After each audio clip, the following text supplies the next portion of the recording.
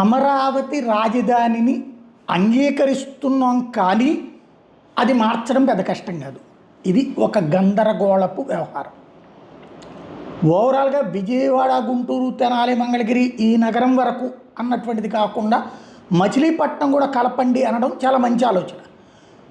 మా plan B ఇదే అని చెప్పడం కూడా మంచి ఆలోచనే. మావిగన్ అని పేరు పెట్టమంటాం కొంచెం కామెడీగా ఉంటుంది. అదే సందర్భంలో అదేది మన సంప్రదాయపు పదాలు కాదు.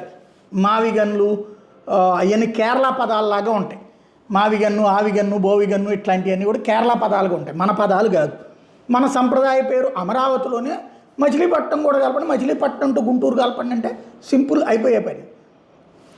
అదే సందర్భంలో కావాలనుకుంటే చట్టాన్ని మార్చచ్చు. ఒకళ్ళు చట్టం చేస్తే ఇంకొకటి చట్టం మార్చచ్చు. ఇది జగన్ చెప్పింది నిజమే. మరి ఎందుకు చేత కాలేదు 3 రాజధానులు?